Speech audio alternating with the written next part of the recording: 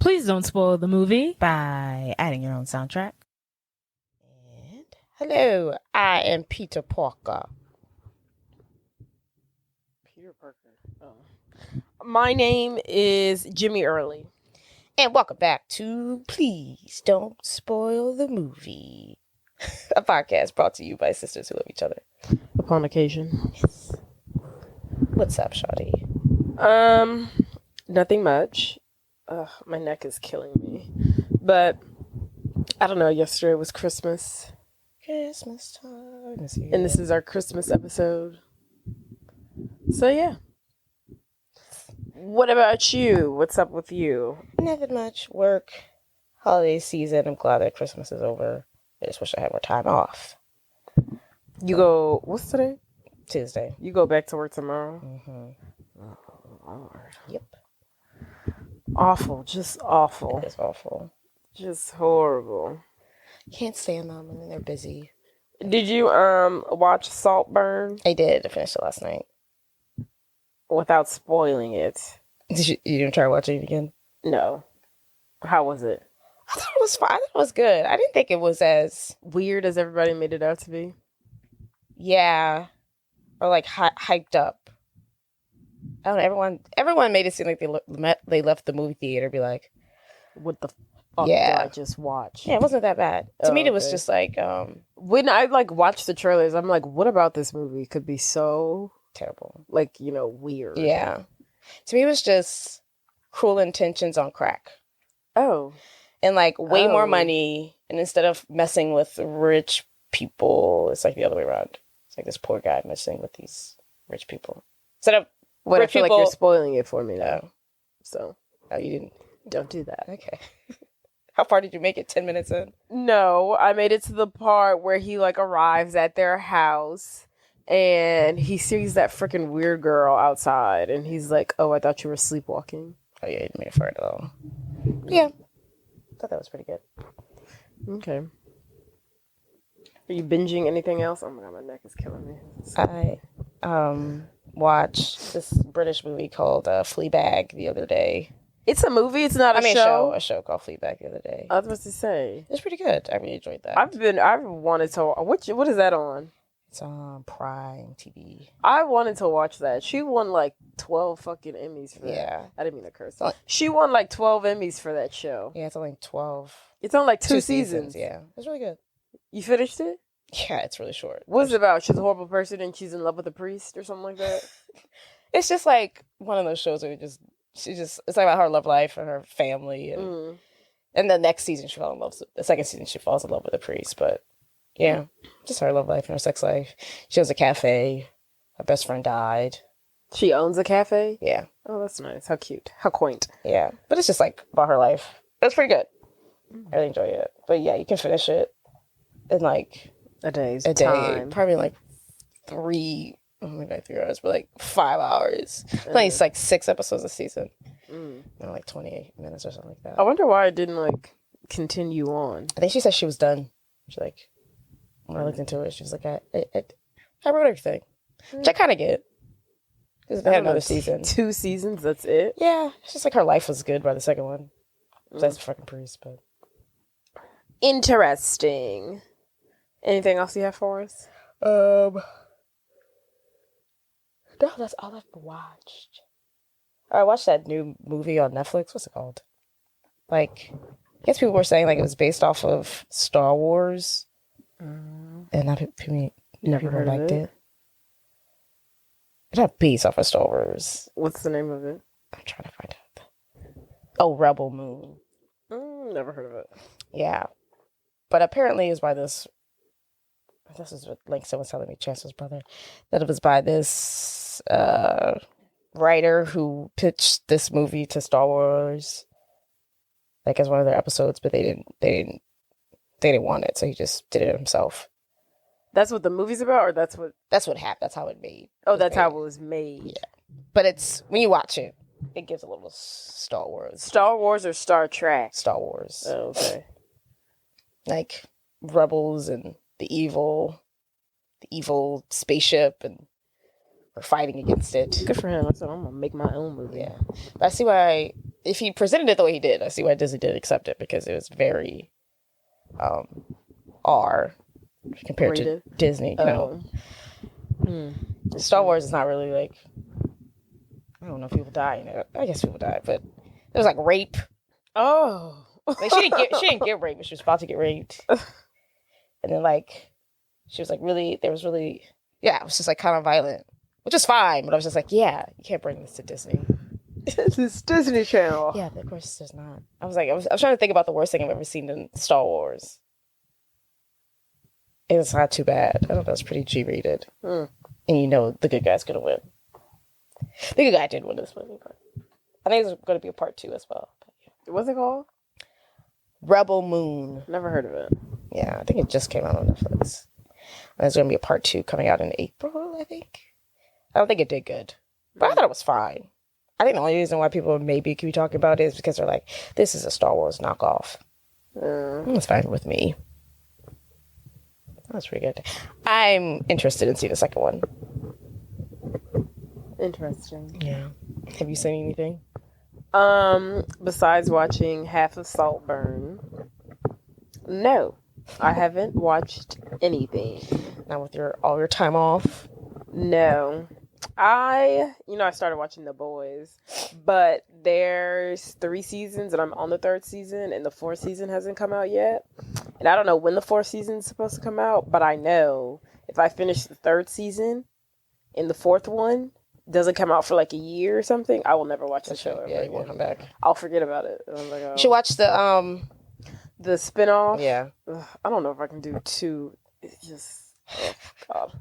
The Boys already is just like a lot, like gruesome, just aimlessly killing innocent people. I'm just like, oh, I don't know if I can sign up for another show that's based off of this. That's funny.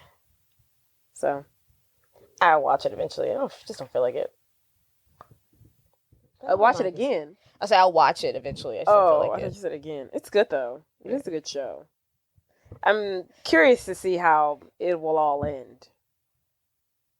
Because I have a feeling this is the type of show where we won't see the evil superheroes that are supposed to be good people. I feel like we won't see the takedown of them. I feel like probably not. it won't end how, I don't like it when there isn't a happy ending. And I just already know, I'm like, this dude Homelander should kind of walk away scot-free at the end of the show, and I'm gonna be freaking pissed. You need to. Yeah. So we'll see. I'm surprised you're watching it, to be truthfully honest. I mean, it is a good show. Yeah, once you you can't get invested in any character, any civilian, because as soon as they come on the screen, I'm like, oh yeah, they're about to die. Like, yeah, he's about to kill them. So it's like The Sopranos. So yeah. Well, happy holidays, everyone. Let's talk about the movie we're doing today, Jade. Think robbers. Think suburbia. Think holiday season. Think Christmas family vacations. Think this family's really rich. What do they do for money? Think short cat burglar, tall cat burglar who's an idiot. Think airlines. Think everything is booked because it's Christmas and we can't put you on a plane. Think determined mother. Think really bratty little 8-year-old boy who's also adorable. Think annoying family cousins and uncles and aunts and weird family dynamics. Think whose kid belongs to which parental in this movie because there's 100 million kids are running around. Okay. Think a young child star. And that brings us to, drumroll please,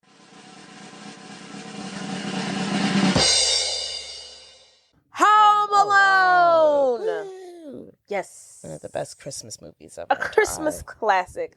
A holiday cheermeister. Holiday cheermeister. Summary. When 8-year-old Kevin McCallister, played by Macaulay Culkin, acts out the night before his family Christmas vacation to Paris, his mother, Catherine O'Hara, makes him sleep in the attic.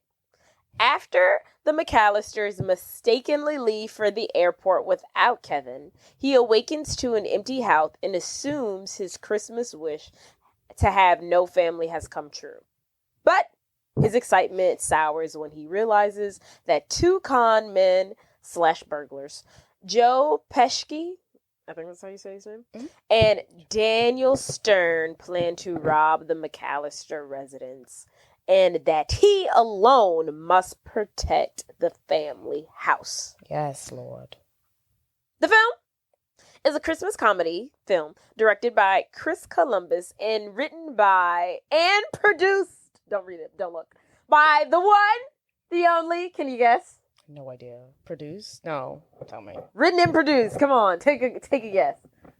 I'll give you a hint. The year is 1990. John, what's his name? The dude who did 16 Candles? Yes! What's his name? John Hughes! John Hughes. Wow, I did not The know one, the only, the great. The man who was behind 16 Candles, The Breakfast Club, Ferris Bueller's Day Off, Pretty in Pink. He, of course, no other man could have done it. He wrote and produced Home Alone. That's crazy. This man is genius. He's a genius. He's a genius. Every freaking thing that he writes is a box office banger. Yeah. It's just like it's a well done movie. Like what be going on? I want his brain cells because he wrote this, and then he also wrote The Breakfast Club, and then he wrote Pretty in Pink, and then he wrote 16 Candles, and then he wrote Ferris Bueller's Day Off. He did all of these phenomenal films. Yeah. Like that's crazy. Like crazy. nothing he produces is a flop. This guy. He touches anything he touches turns into gold. He's freaking what's the guy's name that touches stuff and it turns into gold? Oedipus? No. No, I don't know. Leonidas? No. Sure. A Greek god? I don't know. I don't know which one. Poseidon? Oh No, my not God. Poseidon. Presto. Everything he touches turns to gold person. I don't know. He's like King Midas. Took us a while to get there, but we got there. The film was released November 16th, 1990, and was distributed by 20th Century Fox. But for everybody who lived in Chicago, the movie was released on November 10th. Oh, cool. Budget. I hope it wasn't too much. House, some planes. 20 million? Oh my God, look at you. $18 million hairs. Oh, yeah. Box office. Ooh, 80 million. No. That's too low. Yeah. 100 million? No. 200 million? No. I need to keep going up? You need to keep going up. Wow. 300 million? No. No. 400 million? No. 500 million? $476 million. Wait, that is ridiculous. The film became the highest grossing live action comedy until the release of The Hangover in 2011, which was like 20 years later. It became the highest what? The highest grossing live action comedy. Whatever that really means, I don't know. I guess it means the highest grossing comedy movie, yeah. You know? And what year did it come out? 1990. 1990. On Christmas? Wait, sorry. No, it was released November 16th. Oh. People went to go see it. They really liked it, huh? Yeah. So, the film obviously made Macaulay Culkin a child star, and the movie was the second highest grossing film of 1990 behind the film. Can you guess it? No, but just for shits and giggles, try. Of 1990? It was the second highest grossing film of the year 1990 behind. Oh, 1990. 1990. I'll give you a hint. Yeah. Demi Moore's in it. Oh, God. Which white woman is that? The one who used to be married to Ashton Kutcher. Oh. No. Not Scream. Demi Moore. Just Demi Moore. Black hair. What movie is she in? I'll give you another hint. Whoopi Goldberg. Oh, Ghost. Yes. Demi Moore? She's in there. She plays like the girlfriend. She has black hair in it? Yeah. She actually looks like a little boy in that movie. I never understood. Oh, yeah, Her hair's sure. like short as hell. Yes, She yes, literally yes. looks like a 14-year-old child. Yeah. It's so weird. Yeah. It actually grosses Okay, me Ghost. Killing the game. How much they made? How much they made to I know, out right? this? That movie, Okay, I was I'm looking like, up. Jesus. Let's see. Wait, hold on. I have to see. It was like 500 million. Let's move on. Okay. It was nominated, the film was nominated for Golden Globe Award for Best Motion Picture, Musical, or Comedy, and Best Actor in a Motion Picture, Musical, or Comedy for Macaulay Culkin, and for the Academy Award for Best Original Score for John Williams, and Best Original Song for Somewhere in My Memory. Don't know that song whatsoever, but whatever. Home Alone has since been considered one of the best Christmas films of all time. Definitely. And in 2023, Home Alone was selected for preservation in the National Film Registry by the Library of Congress as culturally, historically, and aesthetically significant.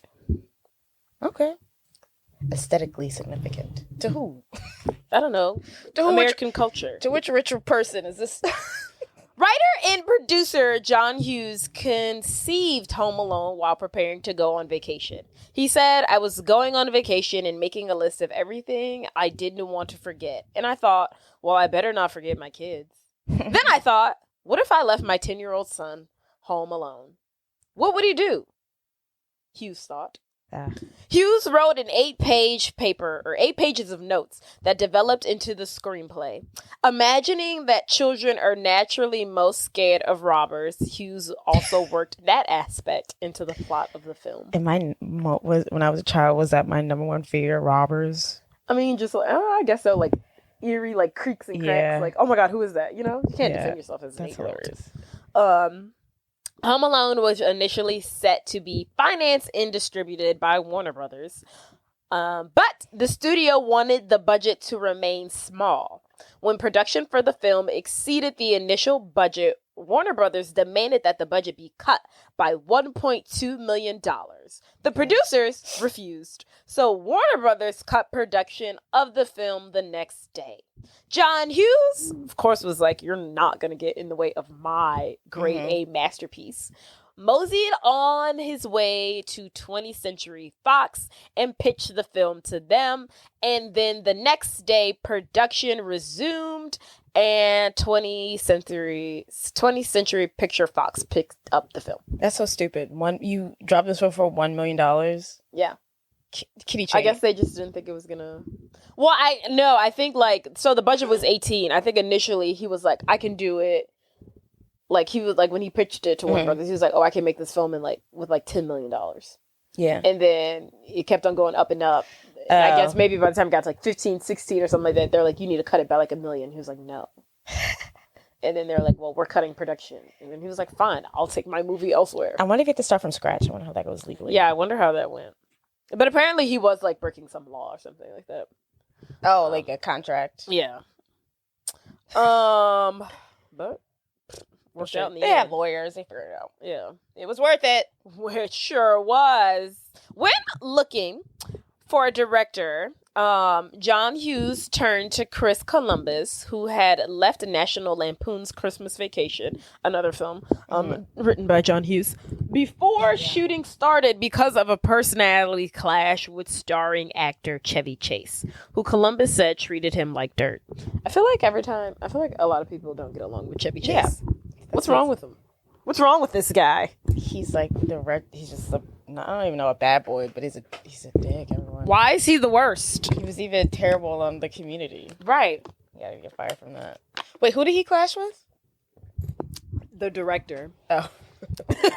The guy. And then so I don't know if the director got fired, he left, but yeah. And then John Hughes was like, "Hey, I know this didn't work out, but do you want to make Home Alone with me?" And then so John Hughes also suggested Macaulay Culkin for the role of Kevin because of his experience while shooting Uncle Buck, which is a 1982 film, also, of course, written, produced, and this one is directed by John Hughes. Never heard of it. You've seen it. Buck. It's this movie. Can you see? I know you're blind. I'm pulling it up. I'm playing. Oh, don't think I've ever seen it though. You've never seen it, but you see the picture. You know, it looks familiar to you. I was actually just wondering, like, what other movie was he in? That movie was on the other night, actually. And I was like, oh, look, it's Macaulay. I feel like in this photo he has the same outfit that he has on Home Alone. Probably. Where was I? Oh, because of his experience shooting Uncle Buck, he wanted Macaulay Culkin to be in it. But the director was like, it is my directorial responsibility to see other actors. And so the director met with over 200 other child actors. I'm not mad at that. Yes. One being John Maloney. Do you know who that is? John Maloney. I don't know. Like, people make him out to be way more famous than what he really is. He voices like Andrew on Big Mouth. Oh, yeah. He has like awards, and I'm like, why? It's like, I've literally never heard of him other than voicing Andrew on Big Mouth. Maybe because he's a comedian. I didn't know. I forget that he's a comedian. I mean, two-time Emmy and WAG. For what though? I don't know. This is stand-up comedy. Could it be? What could he have Emmys for? What does he do? Anywho, he was asked to audition because apparently he was with a sketch comedy group, so apparently he's been doing this since diapers. But his parents refused the opportunity for him. And then the director finally met with Culkin or Macaulay. What kind of name is Macaulay? Macaulay. Have you ever in your life met any human being with the name Macaulay? He is the only person on earth with that name. It's got to be specific. I wonder where his parents are from, because what kind of name is that? It's got to be a family name or something. But whatever. The director was like, yeah, you're right. Okay, we can go with Macaulay Culkin. So, of course, they went with Macaulay Culkin. And after Robert De Niro and John Lovitz, is that who this name is? Who is this person? John Lovitz. Oh, yeah. So after Robert De Niro and John Lovitz turned down the role of cat burglar number 1, Harry, Joe Pescow accepted it. Yay. I can't imagine Robert De Niro playing that Cannot imagine it at all. But I can imagine the other guy. What was the other guy? John Lovitz. He's in, let's see. He was a cast member on Saturday Night Live. That says enough. Oh, yeah. The guy who's in He's in Rat Race? Yeah, he's in Rat Race. The Three Amigos, Big. My Stepmother is an Alien. Coneheads. What's that devil movie? Matilda. He's in Matilda. Little Nicky. Mickey. Little Nicky. He's in Little Nicky. Yeah. He is in Little Nicky. You said, what's that devil movie? And I was That's what I said. What? Yeah. So, yeah. Where am I? Yeah, him. Okay. The role of Uncle Frank was written for Kelsey Grammer, but was given to Gary Bayman when Grammer was unavailable. Do you know who Kelsey Grammer is? Frasier. Do you not know? Oh, yes. Married to something the other Grammer. Yeah, I could see him playing Uncle Frank for sure. Yeah, he looks just like the guy who plays Uncle Frank. I think I've never seen him act. I feel like that would have been a really small role for him. I feel like I've never seen him in a movie. Yeah. Yeah, he's only just been the guy from Frasier. Yeah. Daniel Stern was cast as Marv, the other burglar. But before shooting started, he was told that production schedule had been extended from 6 weeks to 8 weeks. He dropped out after he would not be paid more for the extended schedule. And Daniel Roebuck was hired to replace him. But after 2 days of rehearsal, Columbus, the director, felt that the replacement was lacking chemistry with Joe Pesco or whatever, and brought back Daniel Stern. That is crazy. Hollywood is crazy. Because you'd be like, I got the part. You're like, yeah, never mind. That's so sad. I would just wait until... Right. I would wait until I got in that movie theater and I saw myself... Until we made to the red carpet. Yes. Until we made to the premiere. I would tell people. Right. Because you're like, yeah, I got this role. 2 days later, you're fired. They could probably shoot half the movie and be like, no. Right. Bring back the other part. No, literally. And I was reading something one time when we do Back to the Future. They filmed like half of the movie of Back to the Future with this one guy For this who? one kid That was playing. that was playing the main guy who plays Marty. Yeah. And they were like, no, it's not working. And they're like, we've got to find somebody else. It was like half the movie was done. Oh, Can you my imagine? God. I would die. It's crazy. Ugh. Crazy. I would cry. I don't think I would ever cry so hard about being fired. But I would, Day in my I would life. cry then. Do I still get paid? How does the money work? Wait, say it again. How does that money work? I don't know. Y'all gonna have to pay me for emotional distress. Emotional damage. So, yeah. Do you know who Daniel Roebuck is, the replacement? He's the dad. You remember that movie Quince? No. Oh my goodness. Daniel Roebuck or something like that. Whatever. Oh, yeah. That's his claim to fame, I guess. I could see him, though, playing a burglar. Yeah, sure, yeah. What movie you say he was in? Quince? That movie where they have like 5 twins. Quince. Oh, yeah. Oh, the Disney movie. John Candy was available for only one day to film his scenes, which took 23 hours to shoot. He was paid only $414 since he did the film as a favor to Hughes. In return, he was the only actor Hughes allowed to go off script. According to the director, all of his dialogue was improv. That's the guy who she catches a ride with, the fat guy. Who she catches a ride with. Yeah, I thought it was random that he was in the movie. He's Uncle Buck. Yeah. So, you know, he only got paid $400. Yeah, because he did it as a favor. Favors can't get paid more. Oh, right. Like $2,000? I don't know. I wonder, after the movie does great, you come back and you're like, I would like to increase my money here. Elizabeth Perkins was originally in the running to play Kevin's mother, but the role was eventually given to Catherine O'Hare. Cast Macaulay Culkin as Kevin McCallister, an 8-year-old who was left home alone when his parents go on a Christmas vacation.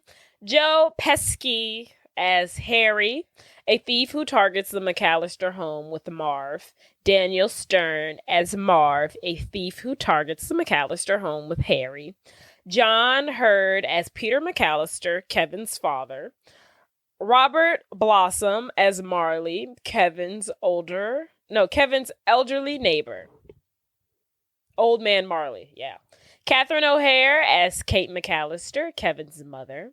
Angela Gothlands as Lenny McCallister, Kevin's older sister. And then, where's the uncle? Gary Bayman as Uncle Frank McCallister, Peter's rude, cruel, cheap, and selfish older brother. John Candy as Gus Polinsky, a kind-hearted, pokey musician who helps Kate. And I think that's really all then. Maybe, what's the brother's name? Buzz? Oh, Devin Rattray as Buzz McCallister, Kevin's older brother, who often gets him into trouble. let's dive in. Ooh, I'm about to dive in. Yeah. So the film begins in the Chicago suburbs with the McCallister family, 15 people in total in this one house. And they're it's a very big house. very gorgeous house.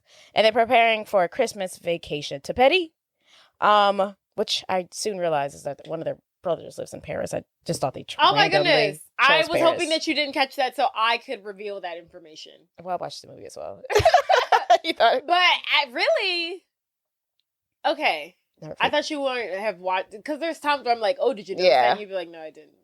So I thought this was one of the those times. instances. You know what threw me off is like in the beginning where the cop is looking for everyone, and one of The girls is like... my dad And lives he's in like, oh, like, are your parents here? And she's like, my parents live in Paris. Yeah. And I was like, wait, what? Mm. And then I have so many questions about that, but we'll continue because like, why are you here?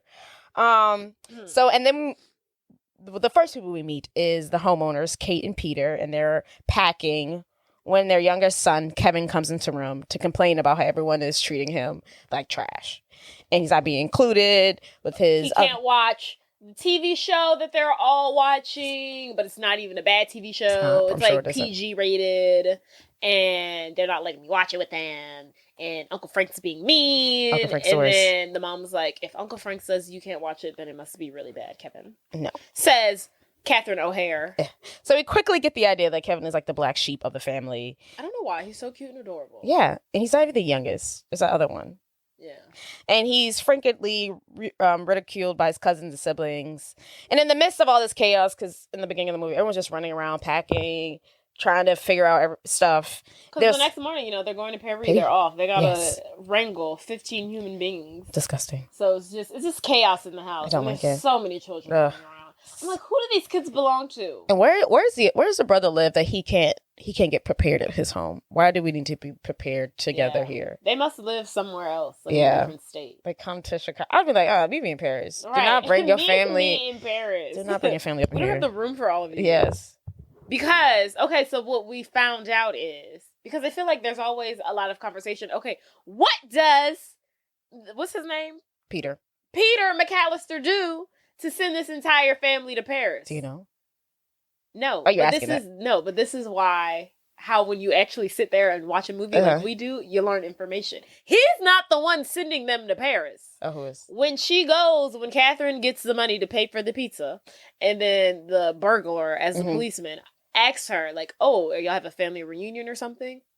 She responds, no, my husband's brother got transferred to Paris. To do what? Who fucking knows? Got transferred to Paris. But his kids still live here. But I guess he's missing all of us and wants all of us to be together on Christmas. So he paid for us to all be together. So we're all going to Paris. So Kevin's dad, Peter, isn't the one who pays for them to go to Paris. It's the brother who lives in Paris. Yeah, okay, that makes more sense. I was like, why are your kids here? I feel like every year everyone's like, what does he do for them to go to Paris? But he's not the one who's making all the money. It's the brother. Now, what do they do for that home that they live in? That we'll never know. That we'll never be able to figure out. Some bit finance. He does something. He still does pretty good because they live in that 7 square foot mansion in Chicago. Finance, probably. I wonder, or I guess, I guess you would leave your children in America because Paris, they have to speak French. I don't know. Right. Well, the girl who was like, my parents live in Paris, she looked grown as hell. So they probably like, we're not going to uproot you in the junior year of high school to go to Paris. You just going to finish school here. That's crazy. They're just like, we're going to go to Paris, we're going to live there, and we're going to leave our children behind. Yeah, what job could possibly transport you to Paris? You would say no. Yeah. It's like, oh yeah, he got transferred to Paris. To do what? You know, back then, women in their jobs. That's crazy. That was number one. Forget their family. Job, number one. Then family. And then wife further down somewhere. But anywho, so as it's chaotic, people are running around, and there's a policeman downstairs at the door. And he's trying to get the attention of anybody in the house. Every 5 seconds, he's like, hey, you. Hey, little one. Hey, big guy. Hey, little girl. Hey, you. Hey, fatso. Can you go get your parents? Do your parents live here? Who lives here? No one. Every time he talks to a kid, he's like, helpful. Are your parents here? And they're like, yeah, but they don't own this house. And he's like, well, what about you? Do your parents own this house? And they're like, no. So he's like, can I please find the owner of this home? I think he says this is like one big orphanage or something. Yeah. He's like, what is this? A halfway house? Like, what's going on here? Right. There's kids everywhere. And he's basically his goal here is to warn the homeowners. There's been burglaries lately. Burglars? Burglaries. He's like, it's the holiday season. His intention here as a police officer is to inform the families like, hey, it's the holiday season. We get a lot of burglaries around this time. Just trying to make sure that y'all are taking the necessary precautions. And he kind of like gets some information about the trip. We're going to Paris. So, we got some timers. No one's going to be home. So while he's still standing in the hallway trying to get some information, the family, they order pizza. The pizza boy delivers 10 boxes of pizza. Only costing like $120. I honestly feel like, okay, so 10 pizzas, $12 each. $12 for a pizza, I feel like that's today's age. Is it? Well, I feel like when I order... For like a medium-sized pizza? Do they even sell medium pizzas? Not for a large. A large is like $20. Yeah. But why would they order mediums? Maybe. I guess so. I was like, I feel like when I order one pizza from Domino's, it's like $30. But maybe that's just Domino's. Maybe you have to do like a local person. When you include the Texas delivery fees. Oh, $120. I was like, you guys are living large out there. back in the 90s. Right. You could get a lot with $112. So, the The pizza delivery boy comes in. He stands in the foyer with the police officer. Also confused who owns this They're house. all confused. And the police officer's trying to find the owner. The pizza boy's also trying to find the owner so he can get his tip, pay for these pizzas, and get on his way. The freaking uncle, he's the first one to grab the pizzas. He's like, I ain't got no money, but thank you for the pizza. He's like, yeah, Uncle Frank grabs the pizzas. He's like, this is my brother's house. Ask him. I'm just grabbing the pizzas. Then eventually Terrible. Kevin's father, Peter, I keep on wanting to call the father Kevin. No. I don't know why. Crazy. Peter, the father, comes down. He's like, hello. He greets both of them. The police officer is like, I just want to speak with you for a moment, Mr. McCallister. You do own this house, correct? He's like, yes. Finally, thank you. There's a lot of burglars going around during the holiday season. Just want to make sure you're taking the necessary precautions. And then Peter's like, yeah, sure. We have alarms. We lock our doors, as much as anybody can do these days, right? And then he's like, yeah, sure.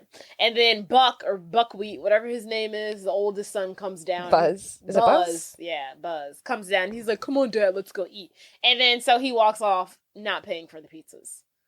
And then the mom comes. So we enter the kitchen now.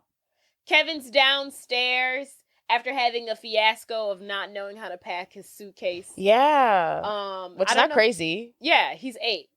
So no one wants apparently to he was help supposed to pack his suitcase on his own, but he's 8 years old. He doesn't know how to pack a suitcase, and he's very verbal about it. He's like, "Hey, I don't know how to pack a suitcase." Everyone so of course he's asking all of his siblings, "Hey, can you help me pack my suitcase?" And they're literally like, "F no, you're a baby. You're a big they're fat like, baby." Oh my god, everyone just has to baby you. You're such a useless little twat. She's right, Kev. Hey, adults, Right. I'm 8. I'm surprised his sister's not getting this. I understand the boys, but aren't sisters supposed to be like naturally caring? Why are y'all such assholes? Why are you so mean to him? Right. And he's adorable. He has too many siblings because Buzz is his brother. Then the redheaded boy, that's his brother too. Then that girl with the black hair, that's his sister. And then that other girl with the red hair, that's his sister. Why they got them children? 5 family. That's 5 kids, and they all like the same age. They are like the older ones. Yeah, I'm like, who oldest? Because y'all, this don't make no sense. They should have had 3 kids, not 5. That's too many. Under his salary, he was like, "Let's just pop these out." Or their salary. I think she's also a businesswoman. She got to be with them pants. Yeah. A 2 household income. That's probably helping. That's probably helping. Where were we? So yeah, Pizza. He's like, after the whole he doesn't know how to pack his suitcase fiasco, he's pissed. Like, he's like, okay, no one wants to help me pack my suitcase. Now, okay, let me go downstairs and indulge these people for dinner and eat pizza with them. So he go downstairs. There's 10 pizzas everywhere. He's just looking for a plain cheese. That's all sweet little Kevin McCallister. That's all I need. And he's looking at the shoulders of everybody. He's looking at the table and he's like, did anybody order me a cheese pizza? And then Buzz, being the cunt that he is, and he was like, yeah, but if you want it, someone's going to have to barf it up because it's all gone. Who eats cheese pizza? You. I do. But, like, I feel like they all ate it on purpose because clearly he's the only one who wants it. Y'all didn't have to eat the cheese. I just don't understand how the entire, like, large cheese pizza was gone in, like, 30 seconds. Those are assholes. So, yeah. They didn't even be like, Kevin don't eat nothing but cheese. Right. So, he's pissed. And Buzz is not making the situation any lighter. He's like, yeah, if you want something, you're going to have to barf it up. And he says something else to that effect. And then his mom tries to calm Kevin down. And then Kevin's like, no, he's making fun of me. And he ate all my cheese pizza. And y'all know I don't like pizza with all those extra pepperonis and olives and all that crap. Yeah. And then Buzz does something to piss him off further. To gag. He starts to barf up the pizza that he ate. And Kevin gets pissed and he pushes him and he knocks him over, knocking over like a carton of milk. Why is there milk out? I don't know. Yeah. He knocks over a carton of milk, which gets all over the passports, and then which causes a big uproar, which causes Uncle Frank to spill his Pepsi, which causes one of the tiny little cousins, who's also played by Macaulay Culkin's little brother. Yeah. The bedwetter. To like get trapped in between a chair. And it's just chaos has ensued. And everyone is turning and looking at Kevin for the blame. Yes. And I think specifically Kevin's plane ticket is thrown away. Which I think... I saw something go in the garbage. Yeah. But it's his plane ticket? I think it's his plane ticket. Well, which helps... Like, why we have one extra plane ticket, they didn't. Because they threw it away. Oh. I think that helps them lose him. Oh, okay. Because accidentally got thrown away. Because, yeah, I was like, they show something go in the garbage, but I thought it was the passports. I think it's supposed to be his plane ticket. Which they didn't really do it. Yeah, they didn't really do a good job, but... Okay. So, after the milk has been spilled, the Pepsi's all over the place, Uncle Frank is being a twat. Everyone's looking at Kevin, and they're like, God, Kevin, you're such a disease. Not nice. Yeah, Kevin, you're the worst. We can't stand you, Kevin. Kevin, you suck. And then, what's the mom's name? Kate. Kate is like, Kevin, look at what you've done. And then Kevin's like, are you kidding me? This isn't my fault. Buzz started it. And then she's like, Kevin, go upstairs. And he's like, no, I don't want to. And she's like, go upstairs. And then so she yanks him by his arm and she makes her way to the foyer where the pizza delivery man and the police officer are still standing. Because one, the pizza hasn't been paid for after half of it has already been consumed. It's gone. And the police officer still hasn't gotten the information that he wants. The recon. So, the mom, in between trying to discipline Kevin, she stops to pay for the pizza. The guy says, thank you, thanks for the tip, and he makes his way out. And then the police officer asks, hey, do you guys have like a family reunion going on? And then this is where she tells him, and she says it so freaking quick. I understand why nobody knows that it's really the uncle who lives in Paris that paid for this, because she spits it out so quick. It's so quick. She's like, Paris, Christmas. She says it so fast. She's got a lot going on. But basically she tells the officer that my husband's brother got transported to Paris for his job, but his kids still live down here. But he missed the family and wants us all to be together for Christmas, so he booked us all plane tickets and a flight to Paris so we can all be together for the holidays. And then, cha-ching, cha-ching, the police officer has got the information that he wants. So he's like, oh, so you guys won't be here for Christmas. And she's like, no. No, sir. And he's like, okay, well, I just wanted to stop by, introduce myself, tell you that we'll be keeping an eye on the neighborhood. You have a happy holiday, ma'am. And he gets out of there. Gone. Back to Kevin. What's her name? Kate brings Kevin all the way upstairs to the attic. And she's like, this is where you're sleeping. Ouch. Because he has a room. He has a room, but I guess it's being occupied by the 111 million people that are inside the house. And then she goes up to the attic with him, and she's like, this is where you're sleeping. And he's like, I don't want to sleep here, and I don't want to sleep with the other the youngest cousin who wets to the bed. His actual real brother, too. Which is his actual little brother in real life. And she's like, okay, fine, we'll put the little boy somewhere else, but you still have to sleep up here. And he's like, I'm sorry. And then she's like, too late. And then nice he's like, you know what? I hate being part of this family. I hate you guys, and I wish I had never been born, and I wish you'd all disappear. And then Catherine, what's her name? Kate. Catherine. Well, her real name is Catherine O'Hare. So that's okay. Catherine Kate. Okay, so he's like, I hate all of you. I wish I'd never been part of this family. I wish you all disappear. And Kate is like, that's a really awful thing to say. And then she's like, if you say it again, maybe it'll actually come true. Pause. Does she even like him? Oh, right. What is their relationship? I don't, the one thing that I feel like this movie actually lacks is like a loving relationship between the two of these two. Because I really don't see it. They have a love-hate relationship. Like, she literally, like, he's an 8-year-old. Right. And she like going toe-to-toe with him. Maybe. He a child. You talk about something, say it again, and hopefully it'll come true. Not, Kevin, that's so mean. Don't say anything like that. Kevin, we love you. Say it again. I hope maybe it'll come true. What? Maybe she's stressed and she's like, I really can't. I thought that was really wild for her to say to her 8-year-old son. Yeah. I was like, that's kind of nasty. And then he says it again. And then she's like, bye. All right, go to bed now. I think it was I guess it wasn't a real punishment, but I feel like it was a lot for some drinks spilled. Like, calm down, everyone. Right. Just spill some drinks. And he's like, I don't understand why everybody in this family treats me like this. Yeah. And then she's literally like, you bring it on yourself. Like, that's her, like, he really doesn't. And something's wrong with Buzz. Is no one seeing this? I feel like he only really has beef with Buzz. Buzz moves like a 40-year-old man. Okay. He has the mannerisms of a 40-year-old Yeah, he grown.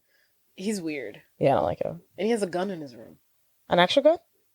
I must I have don't missed know. that. Was it a BB gun? Yeah, it was a BB gun. Whatever. It looked like a real gun. It was a BB gun. I Because he didn't like uses it later. Yeah, it was a BB gun. But what we failed to mention, I guess we'll mention this later. But anywho, so she's like, say it again, maybe it'll come true. And he says it again, and then he goes off to bed. Sleep time. What we failed to mention, though, in the midst of Kevin trying to figure out how to pack his suitcase, he goes to Buzz, and he's like, hey, can I sleep with you? Because they're going to make me sleep with little cousin Johnny, whatever his name is. And he wets the bed. I don't want to sleep with him. Yeah. And Buzz is like, I wouldn't let you sleep with me if you were growing on my ass. I was like, Jesus. But then they hear like a little ruckus outside, right? And then Buzz is like, hey, check it. It's old man Harley. The dialogue of this film is very interesting. It's old. It's old man Harley. So Buzz, Kevin, and one Marley. of their cousins make it to the window, and they see old man Harley outside the window. Marley, I think it is. Marley? Marley. Okay, old man Marley outside the window. And he's shoveling the snow. And the cousin's like, who is that? And then Buzz is like, have you ever heard of like the shovel slasher or something? And the cousin is like, no. And Buzz is like, well, that's him. Back in 1958, he murdered his entire family and half his block with a shovel. And now he's been hiding out here ever since. And then the cousin is like, no way. And he's like, yeah. And then then Kevin's like, so why is he shoveling the snow off the ground if he's such like a bad person? And he's like, I think that's a pretty nice thing. And then Buzz is like, no. You see that garbage can that's with him? He puts his bodies in there and he uses salt to decompose the bodies. And he's a murderer. Basically. He's a creepy old man. He's a murderer. The creepy old man, that's all we need to know. The creepy old man that lives across the street is believed to be a murderer. A serial killer. He's just a white man. He's just an old man with a shovel. He's to himself. Yeah. Just an old white man with a shovel. Poor thing. So, back to present day. During the night, Kevin's off to bed. Everyone's going to sleep. But during the night, there's like heavy winds. And it causes There's like heavy winds. Oh yeah, he's in the bed and he's like, he makes a wish. Yeah, I never noticed this. I was like, oh, he like actually made a wish. He makes a wish that I wish they were all gone. And then Disappear. Then in the night, heavy winds, a storm, gusts is a brewing. The wind is so powerful, so strong that it knocks out the electricity on like the whole block. Yeah, the power's out, but power's out. And it resets all the clocks, which causes the family to oversleep. Everybody, all 15 of them. No one has This is the 90s. We don't have like, phones. But no one has an internal clock. And a what? Eternal clock. Internal? What's like, an internal clock? Just like you're overthinking it. But some people bodies naturally wake up at 7 a.m. An internal clock. Like I'm overslept. People who were like, oh, no matter those what. Those don't exist in movies. Yeah, I guess so. For the whole 15 of them, 4 adults. Their internal clock was probably for them to wake up at 7 a.m., but they really needed to be up at like 4. Well, the bus was coming at 8. At least they woke up at 8. I guess it's way off. Well, the bus looks like they had been waiting there for a while. Yeah, it was scheduled to be there at 8. Yeah, to pick them up at 8. And they were just off. They didn't get up to 8. Well, anywho, the entire house is overslept. Kevin's father, Peter, and Kate wake up in disarray. We overslept! The whole house is in shambles. Everybody's running. Everyone's trying to get their bags. Everybody's trying to wash their ass, brush their teeth. Everyone is in a rush and in a hurry. Don't like it. So then, cancel the trip. As soon as they're starting to get their, mojo going, they got to get the passports. Kate tells one of the girls to take a head count of all the kids. Then, meanwhile, outside, the vans are waiting. And there's this little neighborhood boy who lives across the street being nosy as hell and being disgusted and aggravating as hell. He's like, hey, do these cars get good mileage? Hey, did you know the McCallisters are going to Paris? My family's going to Orlando. Well, we're not going to Orlando first. We have to go pick up my grandmother in Sheboygan, and then we're going to Orlando for 5 days. Will you think they'll bring me back something from Paris? How rich are you guys? They're pretty rich. We're pretty poor, actually. It's just like he's going on and on and on. And then the driver is like, G kid, beat it. Yeah. Get away from me. It's 9 a.m. But he doesn't go anywhere. He's still hanging around. Yeah. He's still hanging around. Nosy. Meanwhile, one of the electrical workers tells Kate, look, we were able to get your lights back on, but your phone lines are out Yeah. still. And We then couldn't fix that. Yeah, we Crucial can't. to the story. Everyone's out of town. Everyone's, off for the holidays. It's going to take some time. Yeah. And then she's like, yeah, sure, I don't care. We're all leaving for Paris. Doesn't matter to me. Perfect. So then, they think they're finally getting everything in order. Uncle Frank is not being optimistic. He's like, there's no way we're going to make this fight. It leaves in 45 minutes. He's factual. There's no way you're going to make this fight. It leaves in 45 minutes. Peter. Peter's like, we can do it. He's like, have some faith. Literally, no. They wouldn't have made it. Minutes, yeah, I didn't. Minutes. It takes you 45 minutes to get to the airport. Like, what the hell? It's Christmas time. Yeah, it's Christmas time. You got to check in your bags. You got to go through security. Oh my God. No. I think the first thing I would have done was call the airline. Right. Because so your next flight. Because I'm like, just put us on the next one. God. So, anywho, they all get in the van. One of the girls is taking a head count of all the kids. But Kevin, no one woke up Kevin. Because why? They forced him to the attic. They just forgot about him. Yeah, y'all left him in the attic. He's nowhere to be found. He's not in the house. He's in the roof. He didn't hear any of the So no one knows what's going on. He was sleeping hard. Yeah. So they're taking a head count, all the kids. The little neighborhood boy who was asking all these questions and being really rude and aggravating is mistaken for Kevin. Because he's turned around. He's like in the van. Mm-hmm. Where everybody else is lined up outside of the van. She counts him by mistake as Kevin's head. So they think they got all 11 kids. Everyone piles into the van. Kate turns to Sarah and she's like, did you get a head count? And she's like, yeah, 11 kids, 4 adults, and a partridge in a pear tree. And then Catherine's like, don't be a little smart ass. Okay. So they make way to the airport. At the airport. They're flying through. Everyone get through. There's 15 of us. We have to make it to our flight. And luckily, they make it just in time. As a flight takeoff, they ask the stewardess. She says no. Come on in. You made it just in time. There's only middle seats left. Grab your seats. The parents go to first class, the most roomy seats I've ever seen in a long time in an airplane. And everyone is settled. Happily on the plane. They're excited that they made it. Cut to Kevin. He wakes up, comes down from the attic. He looks around and he sees a completely empty house. He goes downstairs to the kitchen, expecting breakfast, sees nothing.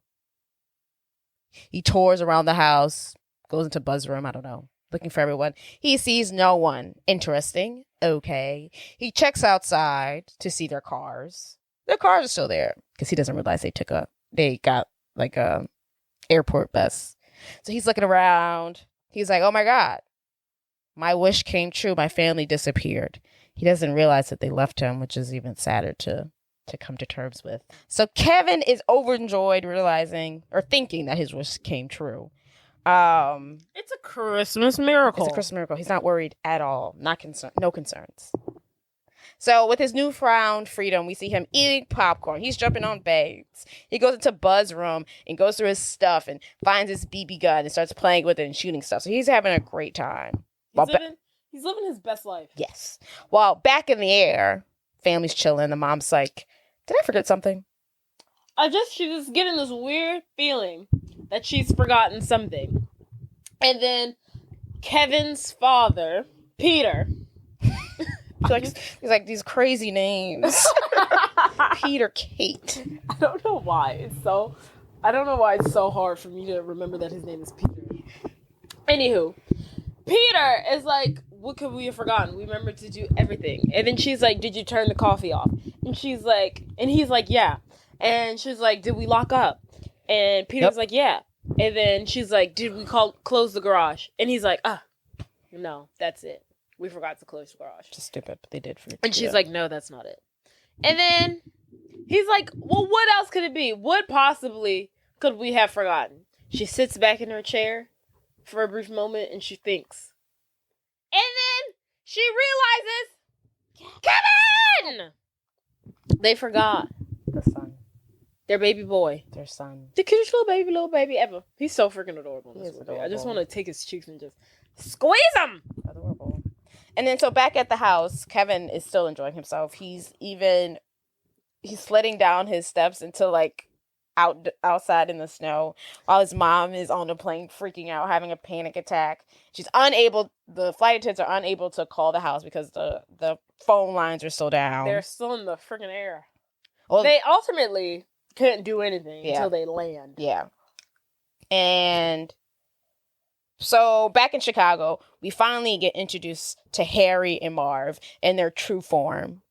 Yes. Because Because Harry was the police officer that was in the house. yes, But he's not really a police officer. He's a burglar. that's a really He's good, a criminal. that was a really good cop uniform that he had. It Where was. did he get that from? Because That's it was actually a really good idea. too. legit. Okay, let me just walk around this neighborhood and pose as a police officer. But also, it must have been different times, but I would never let a police officer in my house like that. Did he just walk I think in he just opens and the just door. stand there? Like, sir, get the fuck out my But house. white people be leaving their door unlocked. Yeah. Like, I feel like police officers aren't. I mean, I know he was like warning them, but I feel like legally they're not even supposed to like just enter someone's home like that they shouldn't. You're right. so easily. Because what the hell? That was their first red flag. So we're introduced to these idiots, and They have a plan of breaking into all the vacant houses in Kevin's neighborhood. yeah, because apparently Harry was working overtime, and he was doing this little cop get up at pretty much every house, and he knows which houses are gone, which is basically all of them. Yeah. What time their lights turn on. And then he tells Marv, he points to the McCallister household, and he says, but this one, Marv, that's the big tuna. That's the big tuna. And Marv was like, oh, yeah, that house, it looked real nice. I bet it got some nice stuff in there. And then Harry's like, we're looking at, VCRs, stereos, toys, fine jewelry, money, you name it. We got it. This house is our golden ticket. It's the jackpot. Mm-hmm. And then Marvin's like, and they're not home? And he's like, nope, they're not home. They're gone to Paris for Christmas. It's our lucky day. Yeah. It's our lucky day. So inside, Kevin is chilling. He's watching The Grinch, the cartoon version. When he notices two men trying The Jim Carrey version hasn't been released yet. Yes. And he noticed two men like at the back door, and he realizes it's just like they're trying to break in. Is it nighttime? It is. It's nighttime. So Kevin wakes up and he turns on all the lights in the house to make it seem like there's people home. And when this scares off Harry and Marv, and they're like, I thought you said no one was home. He's like, well, I didn't think they were home. So they run off because there's lights on. And then Kevin hides under the bed. He's petrified. He's petrified, terrified. Poor little baby. He thought, he was just having a grand old time until, his, home aloneness got ruined by these burglars. Yes. And now he's scared for his life.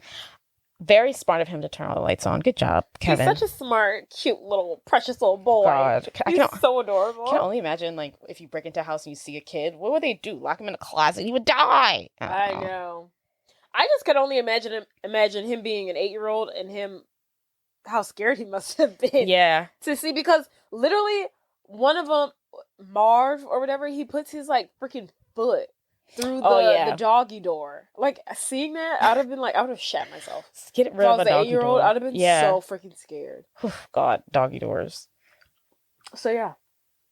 So, Kevin decides. Kevin spooked. Yes, Kevin spooked. But the next morning, I guess he woke up from being under bed, and he decides that he can't be a wimp who hides under bed since he's a man of the house now. Yeah, he's like, I'm not scared. I can't be scared. I'm the man of the house. Can't do this. So he goes outside and he yells, I'm not afraid. I'm not scared anymore.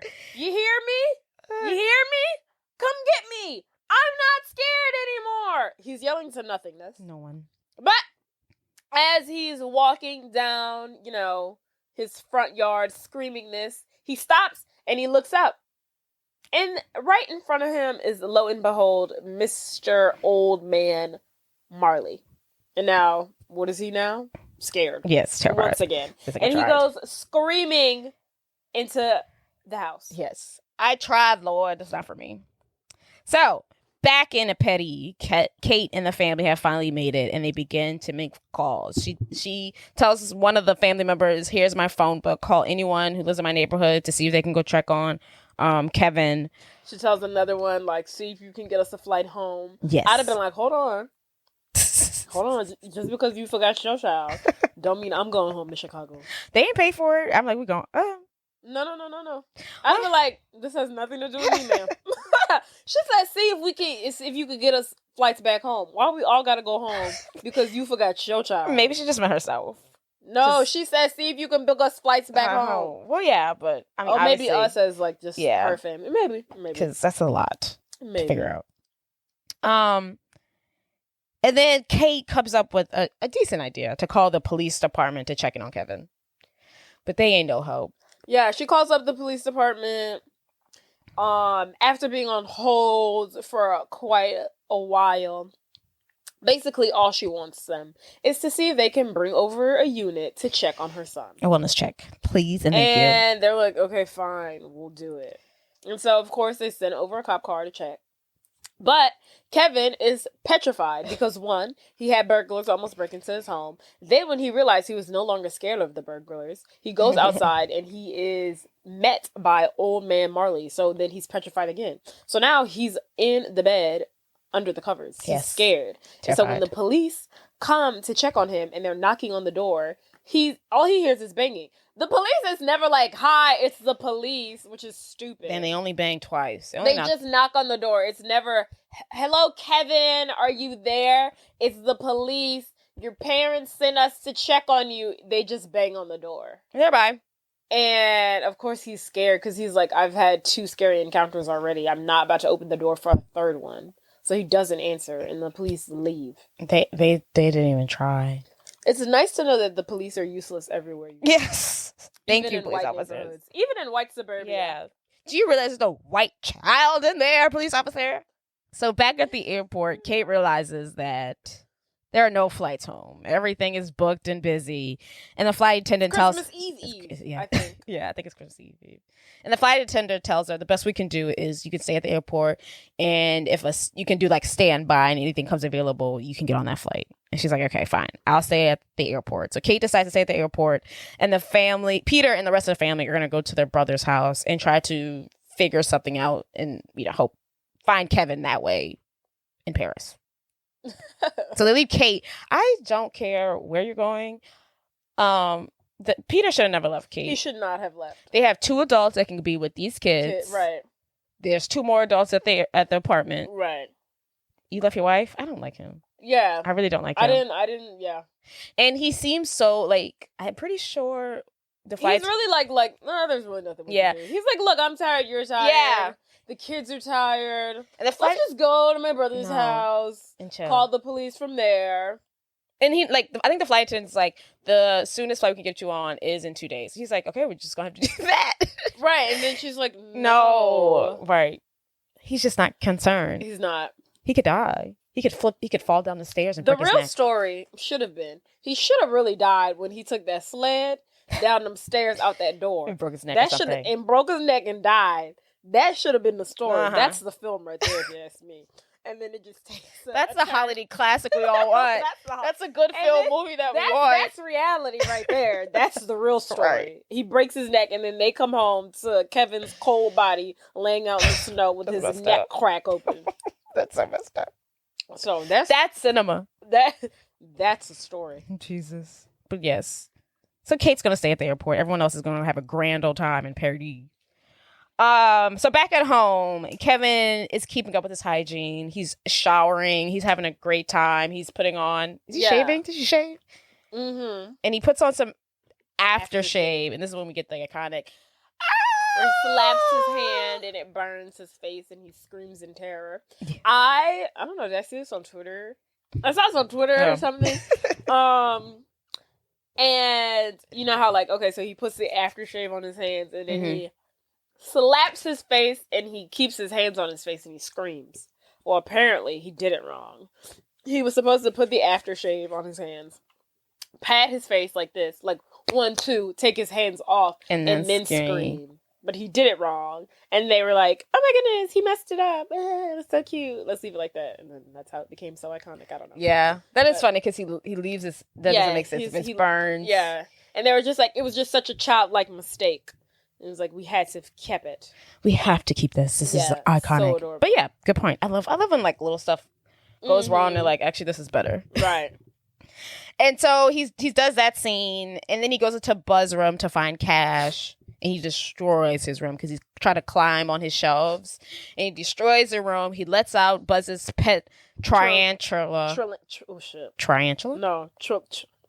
I said it, and then you said it wrong, and now I no longer have I'm it. saying it wrong. Tarantula.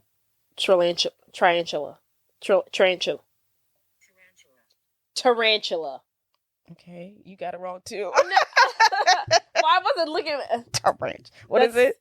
We were saying try. It's tarantula. Tarantula. It's not a spider that I ate. His big ass spider. So Buzz's room is destroyed. Kevin does have the money he needs because he needs to go buy a new toothbrush. Oh, that's why we were taking your money? Because I think, in one of the scenes when they were packing, his older brother grabs a toothbrush, and I wonder if he accidentally grabs Kevin's toothbrush. I don't know. I just remember seeing that. I remember I don't know why I cared. He was like, a toothbrush? And Kevin's missing his toothbrush. I wonder if his brother took it by accident. Gross. So Kevin needed the money to go into town to buy a new toothbrush because hygiene is very important. He's a big boy now. He can't slip up on these things. Right. So inside the store, Kevin he finds his toothbrush. He goes to the checkout lady. Is this toothbrush, approved by the American Dental Association? Sir, I do not know. And she's like, I don't know. And he's like, can you find out, please? And she's like, okay. She calls him. So she calls over another sales associate, asks him. He's like, oh, girl, I don't know. And so, meanwhile, while the two workers are trying to figure out if this freaking toothbrush is approved by the American Dental Association, in walks Old Man Marley into the store, and Kevin is instantly petrified, terrified, and so he slowly starts to walk away from Old Man Marley with the toothbrush in hand, and the lady who's working the counter is like, hold on, son, you got to pay for that. And he's still walking, slowly inching away from Old Man Marley. And then she's like, hold on, son, you've got to pay for that toothbrush. And he's still walking, not realizing that he's stealing the toothbrush, but he's just walking away in fear from Old Man Marley. And then one last time, she's like, son, the toothbrush. And he makes a run for it. The lady tells Billy, another sales associate, hey, Billy, stop that boy. He's stealing the toothbrush. Oh, no. Billy goes after him. Then Billy gets the police to chase after Kevin, and Billy's like, hey, shoplifter! So the police goes after Kevin, and Kevin's still making a run for it.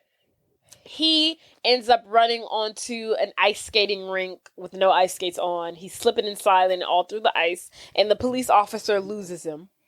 And then Kevin makes his way home. Ma'am, let the boy steal a toothbrush. It's a toothbrush. It's a lot for a toothbrush. She was doing a lot. Shoplifter. Shoplifter. Could you imagine if it was a black boy dead? Dead in the street. Right. A shot, like a lady They would have shot him. They would have shot him. It's a lot of energy for a toothbrush, lady. What is the toothbrush? 50 cents? It's 1990. Yeah. So Kevin's on his way home. He is distraught because he realizes now he's a thief. He didn't mean to be. Unbeknownst to him, He didn't choose this life. right? Marv and Harry are at one of the houses in the neighborhood and they're robbing it. They're finishing up. They're trying to finish up, and then there's a call. The house receives a call, and it's from Peter, and he leaves a voicemail saying that, Hey, John, it's me, Peter McCallister, calling again. I'm in Paris. Petty. The area code is 687. The city code is 333. The number is 497-04139. Give me a call back. And then so Harry's like ruffling through some stuff, but Marv hears the voicemail and he calls Harry and he's like, hey, Harry, that house that we wanted last night, the McCallisters, that's them, right? And then Harry's like, yeah. And then he's like, well, this voicemail says that they are in Paris. And then Harry's like, I knew they weren't home. So now they make the realization that the McCallisters are in fact not home. Perfect. Excited. But before they leave this house, Marv does his thing, which he always does. His, what do you call it? He leaves his mark. His calling card. Which is to leave the sinks on and like plug them up so they overflow. And he likes to overflow people's houses. He floods people's homes after you've taken all of their valuable belongings. You've destroyed like their homes. You've ransacked Terrible. their living rooms, their bedrooms, everything. Now you choose to flood their house. Like, okay, on top fine, of that fine, rob me, but you didn't have to destroy my house. now make my life even worse. Could Like, you imagine coming home at holidays? Like, not only is our stuff gone, can we sleep in here? There's water everywhere. right? You got to do work. Do we have flood insurance for this? Like, Oh, that's a good point. probably not. Hopefully it's just home insurance, because hopefully flood insurance means outside. I guess. But Marv tells Harry, we're the wet bandits. This is what we do. He's like, we're the wet bandits. And then Harry's like, no, we're not. He's like, stop doing that. He's like, you're sick. Yeah. He's like, you're a sick individual. Yes. And he's like, I'm not sick. And he's like, every great leaves their mark. This is our calling card. Yeah. And then Harry's like, I told you to stop doing that. It's Like, weird. that's really weird. And then so they're having an argument about it as they're pulling out of this driveway. And they're still in broad daylight. They don't care. This is broad daylight, but who cares because no one in the block is home. I guess not. So as they're pulling out the driveway, Kevin is still walking home from the store after stealing that toothbrush. Distraught. And he is almost hit by the vehicle that Marv and Harry are driving. I don't know why, but that's my favorite scene. His scream is like, ah! And then It's he so funny. hits the car. He's like, all right, buddy. Thanks for not hitting me. And then so they almost hit poor little Kevin. Yeah. And Harry is like, hey kid, you really need to watch the ways of traffic while you're walking here.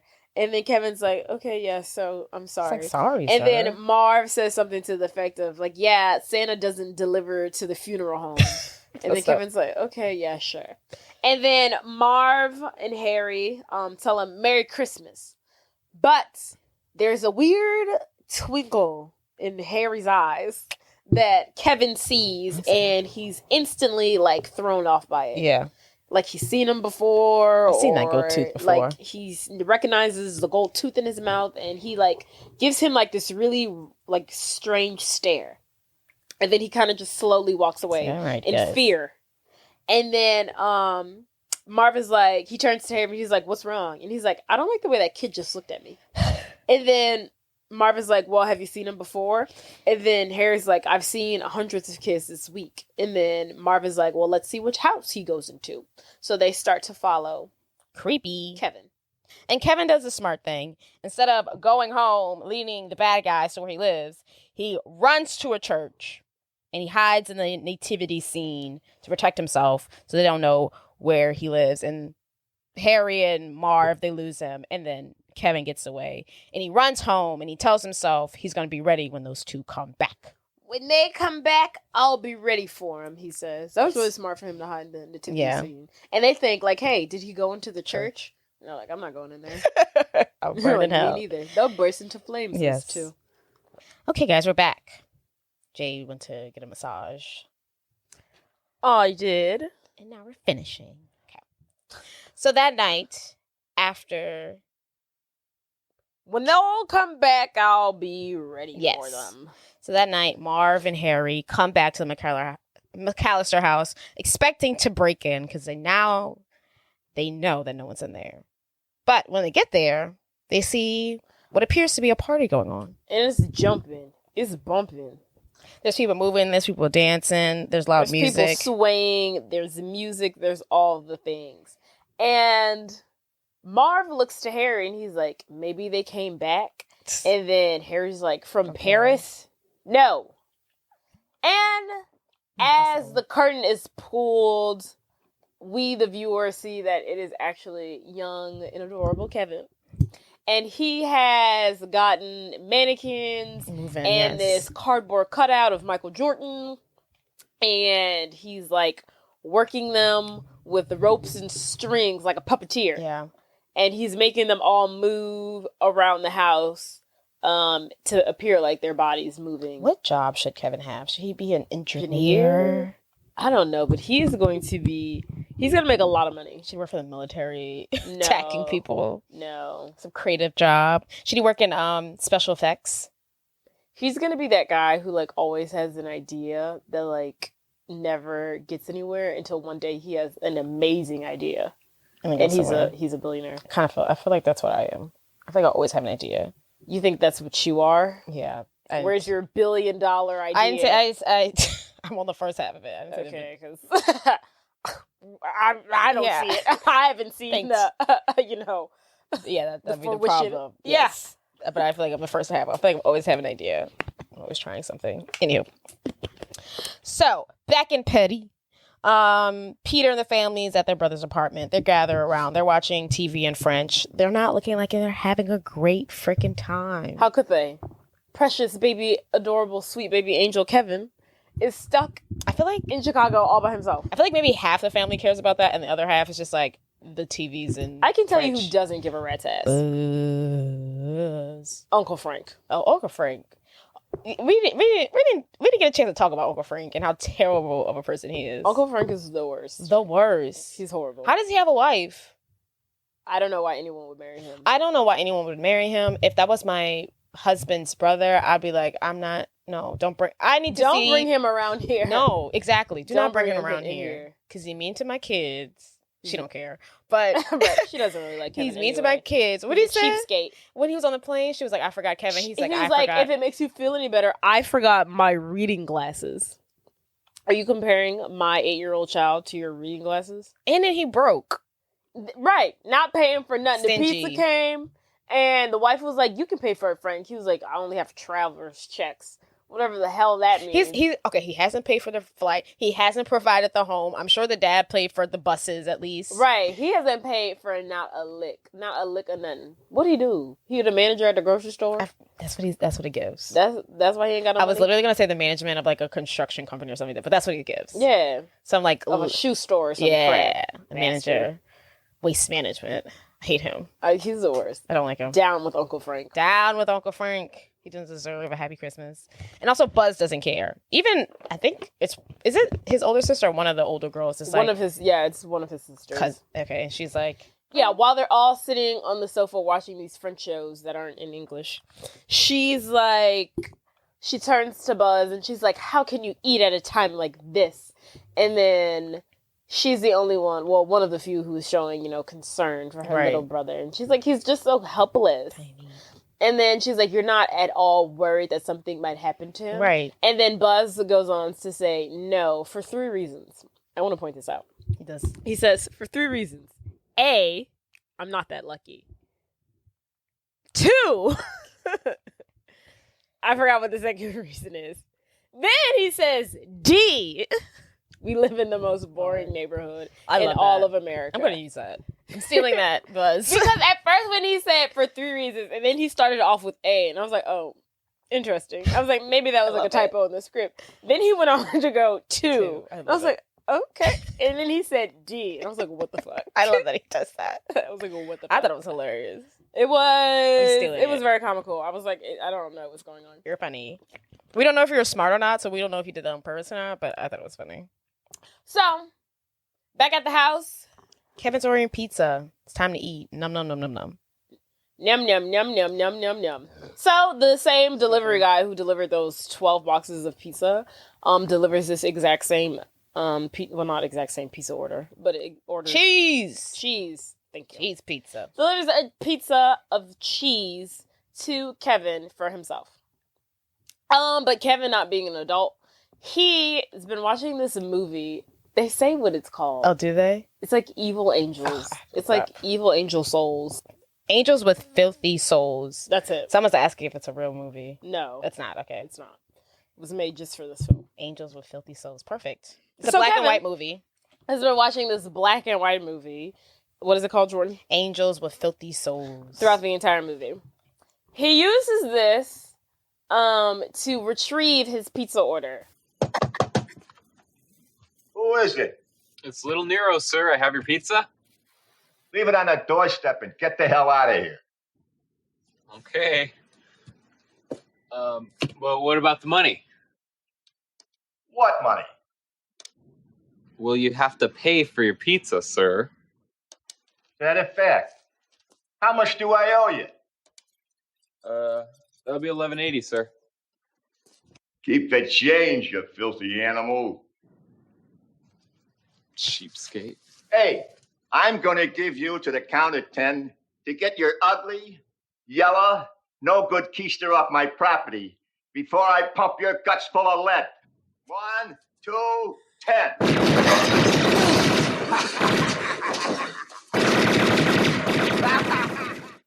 And keep the change, you filthy animal. And the guy's like, I want to "Jeez." pinpoint out that Merry Christmas, you filthy animals, is in the second one. Oh. Keep the change, you filthy Filthy animal in It's this in one. Is it the same movie? It's the same movie. And later on, Maybe a he's- sequel, I guess. yeah. Interesting. Love that.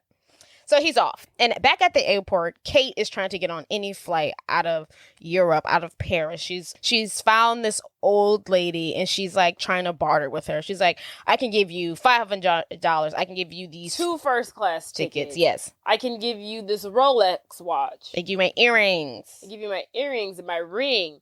And then... So I the can take old your lady- spot on the flight. Right. So she can take her spot on the flight, leaving for America so she can get closer and closer to Kevin. But the old hag's husband comes along and he's like, Beth, what are you doing? Let's go. And she's like, oh, Biff, this lady has offered us 2 first class tickets if we leave Friday, $500, a watch, earrings, and a diamond ring. Yes. And then Biff is like, she's got her own jewelry, plenty of it. No, thank you. Let's go. Kate stops him and she says, please, I'm desperate. Mother to mother, I need to be home with my son. They fall for her little waterworks soup, blah, blah, blah, blah. And she takes her spot. I wonder if she told her that her son was at home by himself, because I think it's rude that she was like, okay, fine, I'll take the $500 and the first class ticket and your watch and your earrings. No, I mean, like, yeah, that's fine and dandy and everything, but ma'am, I don't know you. I'm not about to give up my flight home so you can go do the same. No. I don't know you. Just because you give me this sob story doesn't mean I have to agree to it. I would love If a stranger came up to you and be like, hey, can I have your ticket for nothing so I can go home and be with my son? I'm giving you nothing but this sob story, and you have to give up your plane ticket for me. She has to come with something. $500, a Rolex. Yeah. Okay, but I wouldn't take all 5 of those things. Yeah, maybe just the $500 in the first class. Right? You didn't know how to take her watch and her And jewelry. maybe the Rolex. It's not Rolex. It wasn't She thought real anyway. It was Rolex. She's like, do you think it is? Because you can have it. And I would like to also point out that this is a grandmother from 16 Candles. One of the grandmothers. From Oh, it 16 is. Oh, yeah. I remember her. Candles. Shout out to her. So back at home, Kevin is actually starting to miss his family. He's sitting in one of their beds. I think it's his parents' beds. He's looking at a family photo, and he's like, With all 18 siblings that he has. I wish they would come back. Yeah, he's lonely. He's lonesome. It gets lonely when you're 8 years Yes. old and you're home alone. But he's also taking really good care of himself. He's grocery shopping. He's doing laundry. He's gone downstairs and he's afraid of this heater in the laundry room in the basement.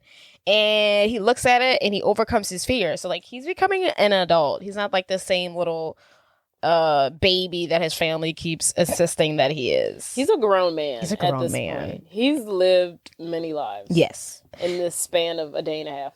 Yes. So Marv and Harry are back at the McCallister home, and they are now looking at a completely empty house. Is it daytime? Daytime. It's not daytime. It's daytime.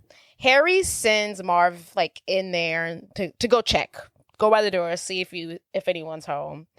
So Kevin's in the kitchen and he sees Marv at the door and he sees like he's trying to get in, and Kevin starts to play the gangster movie that we talked about earlier. Angel souls that are lost, souls of the lost angels. Yes. Angels that go to die with their souls. Yes. Whatever the hell. So it's like a gangster movie. And in the scene that Kevin chooses to play, it's like this one gangster confronting this other gangster. Snake. Yeah. Comes in looking for someone, and Johnny's in his office. Mm-hmm. And he's like, hey, Johnny, I just finished the deal. I talked to, I don't know what his name is. I talked to Billy. Mazowski. And Billy said that you owed me this much money.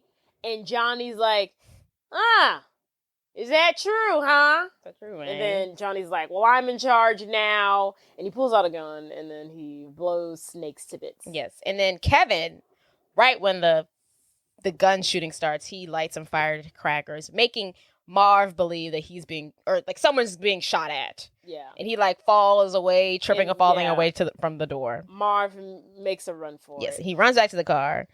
He gets in the car. And Marv tries to explain that this guy was shooting this other guy, Snake. Do you know a Snake? Yeah, so Marv is talking to Harry, and Harry's like, what happened? And he was like, someone's beat us to the job. And Harry's like, what are you talking about? He's like, somebody's already in there, and it didn't go good. It went bad, and they started shooting up the place. And he was like, some guy named Snakes. And then Harry's like, Snakes? I don't know any snakes. And then Marv is like, let's just get the hell out of here. And just as when Harry is about to put the car in drive, he's like, hold on. Let's just wait and see who comes out. And then Marvin's like, why? Well, because if the police start asking questions about a murder in the building or in the area, wouldn't it be nice if they investigate us to give a face to a name so they'll leave us alone? And then Marv is like, okay, sure. So they wait outside of the McCallister house to see who the murderer is, and they wait for them to come out. Yes. Cut to. Back to Kate. She has now made it to Scranton. So she went from Paris to Dallas. Dallas to Scranton. She's at Scranton. She's talking to a stewardess trying to book a flight from Scranton to Chicago. But they are, of course, all booked out because now it's Christmas Eve. They ain't got nothing. But I can't get you on a flight tomorrow morning. No. I need to be home to my son tonight. Right now. She didn't want to make it tonight. But I need to be home to my son as soon as possible. So she's arguing with this guy. But she's overheard by a guy named Gus Polzowski. Am I saying something? Polnowski. Gus Polinsky. Polinsky. Very nice guy. He happens to be the lead member of a traveling polka band. Jade, are you familiar with his work? No. What? He sold over 623 albums. Right. In Chicago? No, Sheboygan. Sheboygan. They're traveling. You don't know my latest hits? Polka me down. Polka me bear. Polka me bear. Polka me to the west. Polka me to the north. Polka me. Yes. These are the questions he's asking Kate. Kate's like, I don't know you. I'm sorry. There's a reason why you pulled me aside, right? Aside from talking about your polka album. Right.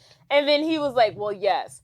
Our flight has also gotten canceled, and one of our band members is going to get us a car, and we're driving to Chicago. Oh, no.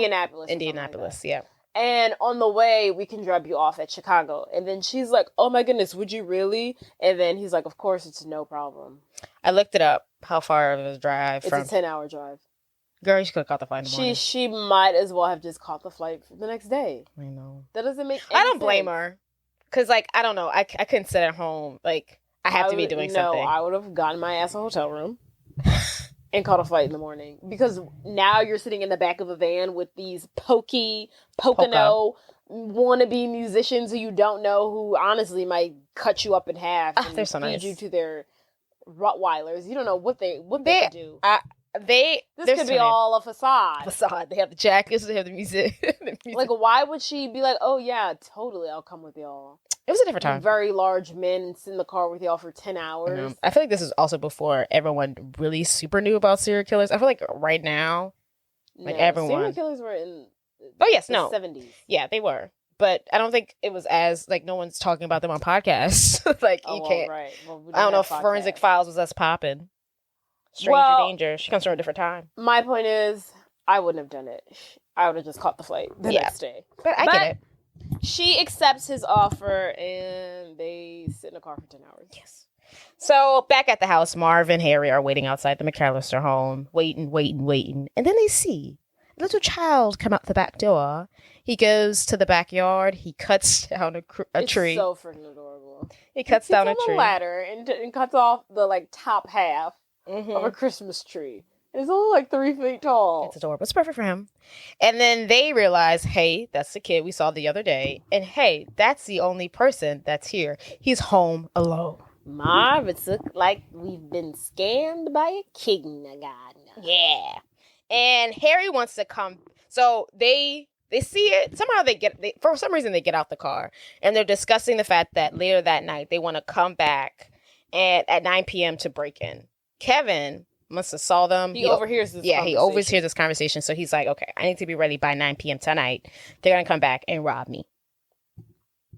So later that evening, Kevin is on before. That's so crazy because I literally would have just skirted out of there. Yeah, he's funny. I would have run away to grandma's, something. Literally, he runs errands before this. So. Yeah, that's even crazier. He's like, he okay. hears that these burglars are coming At 9 back p.m. for him at 9 p.m. And what does he do? He like goes to the grocery store. He goes to see Santa. Yeah. He goes to see Santa to ask him because he knows. First of all, he knows he's not the real Santa. He knows he's just a guy who works for Santa. And he asks him if he could bring his family back for Christmas. He's like, yeah, I want you to bring back my mom, my dad, my siblings, my cousins, and if you have time, Uncle Frank. Don't have time, please. Santa is like, okay, sure, I'll see what I can do. I feel like his face was like, bring back your family. I feel He like probably thought his family was his like dead. dead. I feel like his head was like, oh my God, this poor child. Right. His family's dead. And he's like, okay, I'll see what I can do. And he gives him a couple Tic Tacs and he sends him on his way. So after this, Kevin goes to church. Praise the Lord. And he walks in. And then he's looking at the church as if it's like, should I go in? As if he's like committed a lifetime of sins. He's like, I haven't been here for so long. Right, like me and you've got right. beef. We got Like you're beef. 8 years old. Why are you always so mean to me? Right. Toby. Why you always gotta pick on me? Okay, so Kevin goes into church and it's pretty empty, but there's a choir performing. And he takes a seat. He's starting to feel, real remorseful about wishing that his family disappeared. And he looks over his shoulder and he sees his elderly neighbor, old man Marley. And he's petrified. He can't move. He's so scared that he can't move. He's frozen with fear. And old man Marley then gets up and makes his way over to Kevin. And he leans over, looks at him, and tells him, Merry Christmas. And Kevin's like, thank you. Yeah, and then he's like, old man Marley asks Kevin if he can have a seat next to him. And Kevin says, sure. Old man Marley tells him, you're my neighbor, aren't you? And Kevin's like, yeah. And he's like, when you see me, you can say hello to me. You can speak. You don't have to be scared. There's a lot of things going around town about me, but none of them are true, okay? And then Kevin's like, okay. I don't like these stupid rumors, but right. It is what it is. Then he asks Kevin, have you been a good boy for Christmas? And then Kevin goes on to say, not really. I've kind of been a little shit. And then Marley points out, hey, you see that girl, that little redhead girl in the choir? That's my granddaughter. This is one of the few times I get to see her because I'm estranged, basically, from my son. Yes. Old man Marley confides in Kevin that him and his son do not have the best of relationships. Yeah, they don't talk anymore. He really loves his granddaughter, and this is like one of the few times he gets to see her because he can't, And then so the two go on this, 40-minute conversation about family and friends and yada, yada, yada. And Kevin suggests that Marley should reconcile with his son. It's that time of year. Give him a call and, overcome this. And Marley appreciates the kind words. Kevin's like, okay, bye. The two part ways. And Kevin returns home and he begins to booby trap the house. He starts pouring water on the icy steps. He puts glass ornaments by the window. He makes the front door handle super hot. He puts grease on the basement steps and a lot of other things. Tar. Yes, it was tar. And a lot of other things. Where did he get tar? I don't know. You know what I liked about the third one? Of Home Alone? Huh? I love the third one. I love the third one. I love the things Sadie does. The third one is probably the one we saw first. You think? I don't remember. I remember the third one longer than I remember the first one. One. I love the third one. I think the mission. I think that's the first one we were ever introduced to. I love it. But I like how he uses a lot of stuff because their house is under construction. There's a lot of stuff laying around. Oh. So, but I don't know why he has tar in this one.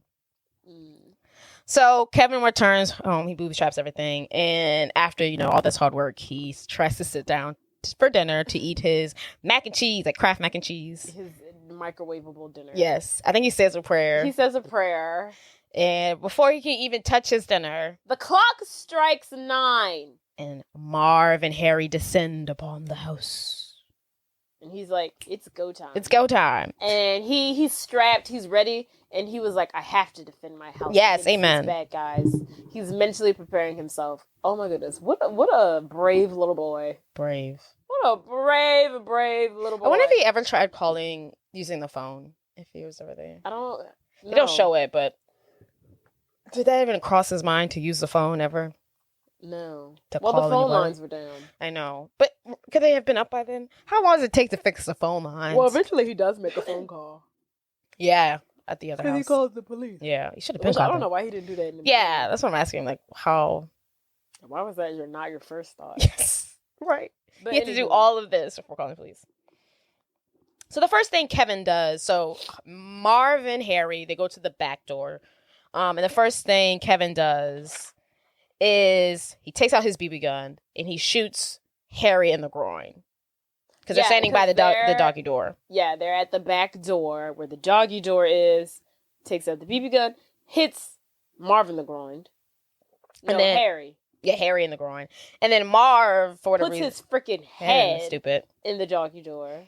And then now Kevin takes that same BB gun and shoots him in the head. Yeah.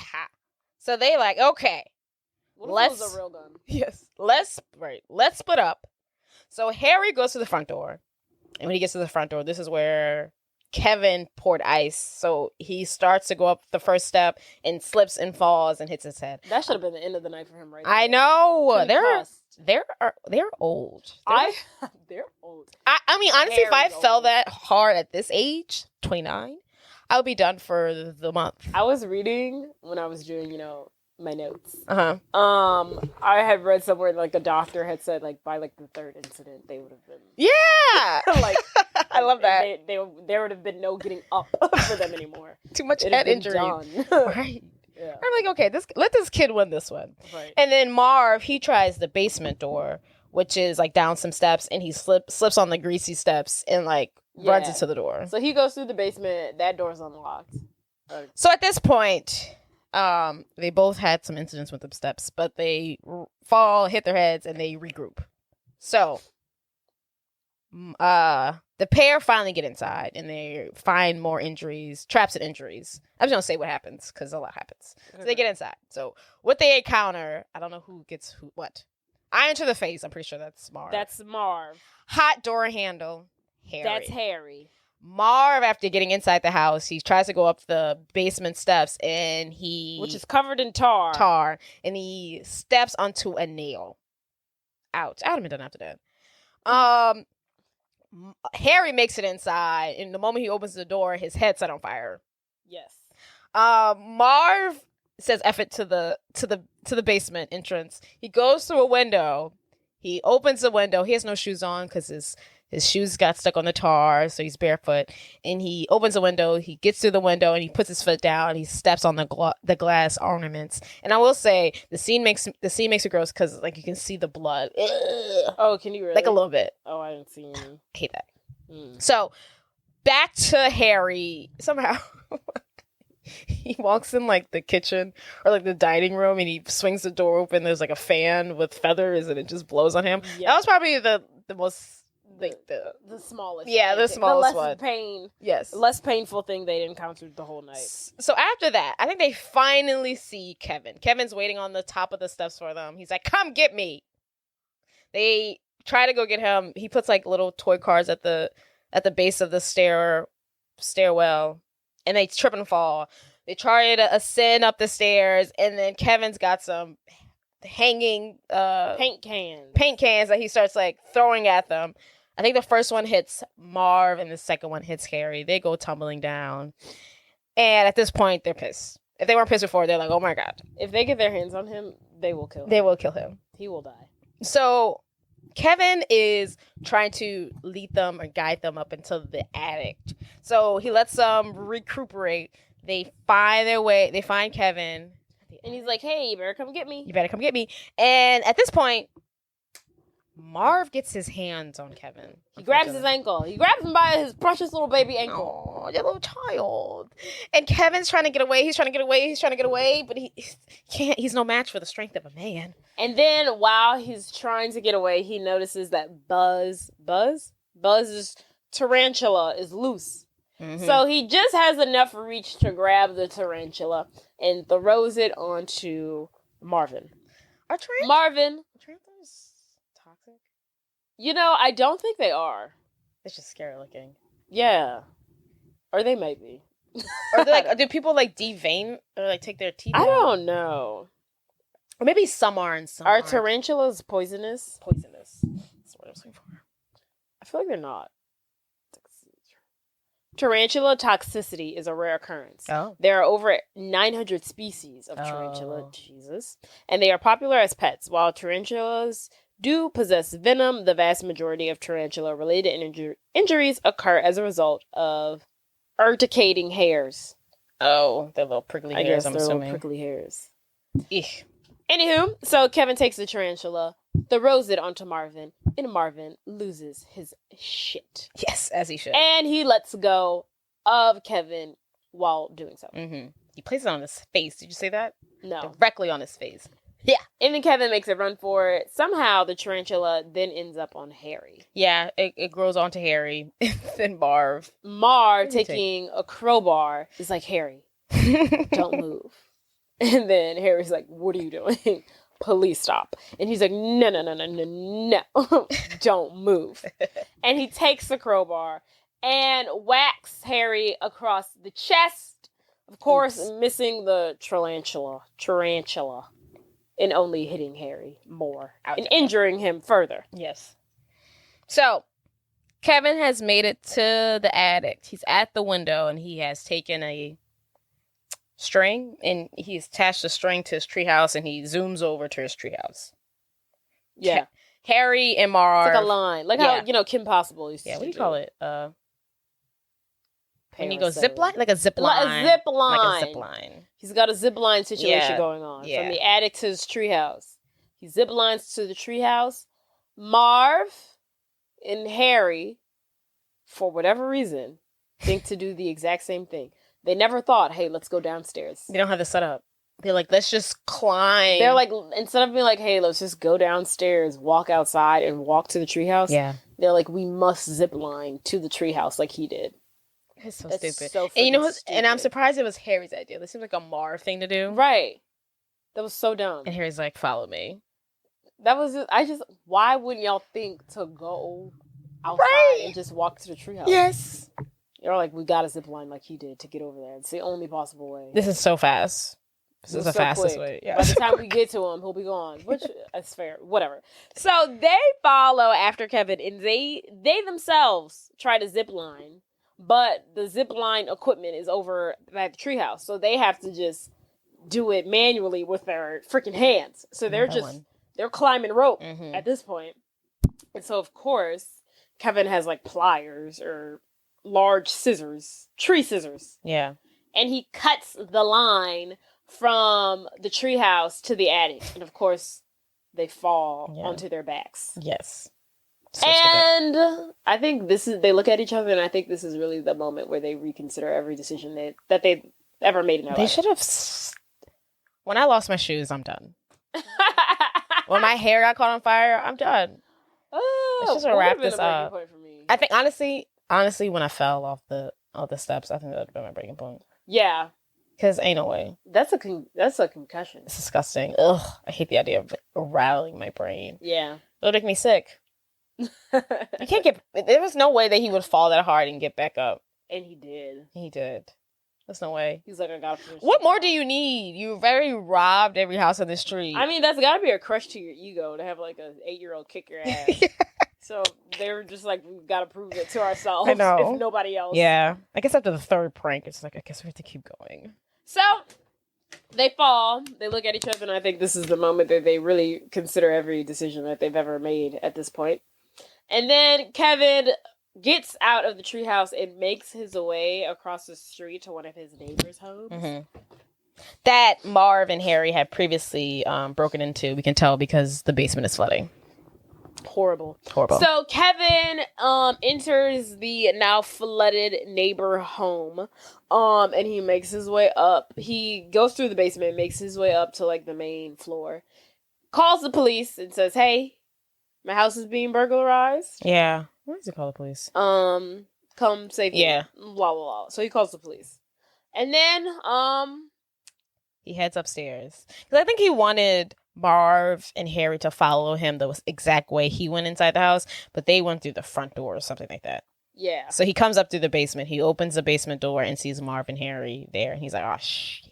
Oh, shit. Tucky mushrooms. So, just when he thinks it's over for him, they've got him red-handed. They pick him up, and they're saying all these awful things that they're going to do to him. They're going to crush his fingers and then eat him and whatever. It's terrible. What would they have done, though? Like, what would they going to do? They literally would have killed him. You think? Oh, my God. That's I terrifying. would have drowned him in the basement.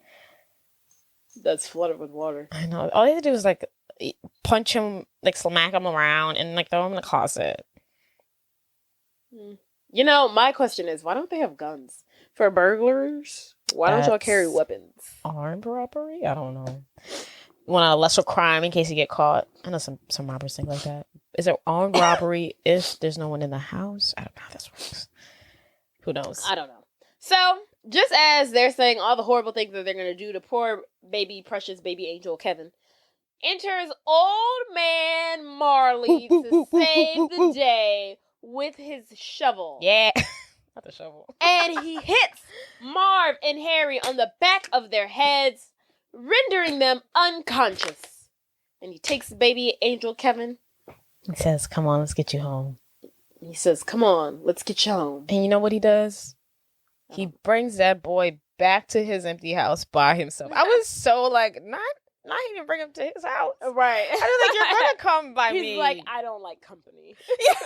Or like, I'm You gonna sit can't in come here with I me. should sit in the house with you. He's like, okay, but like, you're not gonna question that he's home alone. That's why he ain't talking to his son now. Right? That's You don't poor ask no questions. parenting skills. That's why his Because son not what? talking to him now. Because what the hell? Because I would have a million questions. Where are your parents? Are they okay? Because I'm like, you're being chased by these burglars, so maybe they got attacked. I know they're out of time. He's just like, That's none of my concern. none of my concern. So, Kevin now back at his home. He's looking outside of his window and he sees the police have arrived at his neighbor's home, and they are arresting Harry and Marv.